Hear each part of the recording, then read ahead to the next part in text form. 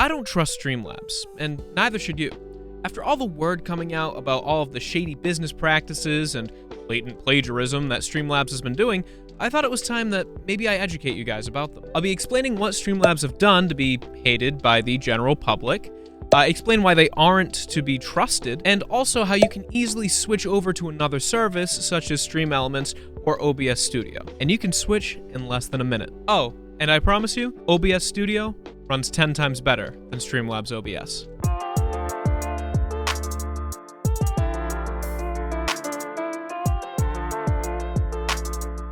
It is safe to say that I do not like StreamLabs. We do not stand StreamLabs OBS. That is garbage. Trash. And a lot of you have always wondered why. It's a great service, it's free. I use StreamLabs OBS to stream, so what's the big deal? Well, StreamLabs has a history of doing generally crappy things, like, you know, monetizing a free open source software, and then bogging it down with what are usually free features, refusing to cooperate with the OBS team, you know, the creators of the software that they built their entire company off of, and literally doing the one thing that OBS asked them not to, which was to not use OBS in the name of their product, and then they created, you know, StreamLabs OBS.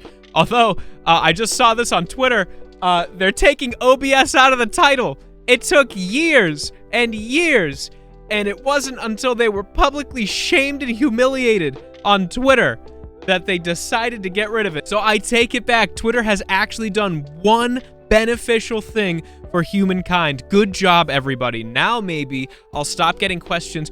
Oh, can I do this in StreamLabs OBS? No, you can't. StreamLabs OBS isn't good. Don't use it. I don't know what you mean. StreamLabs OBS is so much better in it runs better. It's just superior in every way. I don't know why you're saying not to use StreamLabs OBS. I get these comments on every single video I make. But yeah, they ignored that and then actually went even further by using ads in order to make sure that if you look up OBS or OBS Studio, that StreamLabs OBS comes up first in a search. Now, we're just gonna breeze past some of their other stuff, like their aggressive buying of free services and then locking them behind a paywall, secretly making reoccurring payments off of people who have donated to streamers who they liked. Basically, if you donated $5 to a streamer, a month afterwards, they're gonna charge you $5 again.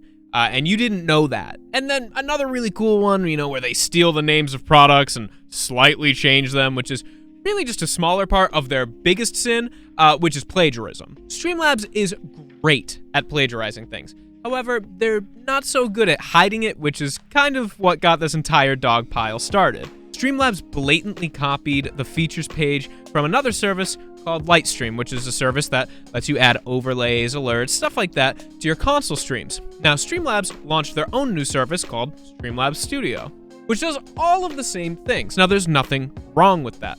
The problem is the features page, well, these look a little similar, don't they? I mean, wow. Really similar. I mean, there's a couple of words changed here and there, you know. Let's go down to the testimonials. Oh. That's funny. These are actually word for word the same thing.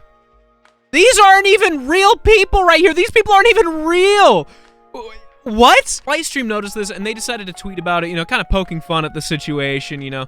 Oh, can I copy your homework? Yeah, just don't make it look obvious that you did. Okay, you know, they effed around, they found out. Now, this then got the ball rolling and got a bunch of other companies jumping on board, also talking about their very, very poor experience with StreamLabs and how they have stolen things from them or how they have just been horrible to deal with. In fact, it wasn't just companies talking about their negative experiences, but also large streamers, you know, like Pokimane or Hassan, also calling out StreamLabs. Now, all of that is the reason why the public kind of doesn't like StreamLabs right now. But if that wasn't enough of an argument, how about we get into maybe why you yourself as an individual or as a streamer or part of a streaming team shouldn't trust StreamLabs either.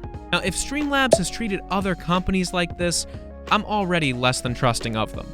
Now, StreamLabs' habit of taking free features that other sites have, locking them behind a paywall, all while pushing people to download their slower, more outdated, and crappier software, all of that is true. You can look that up, all right?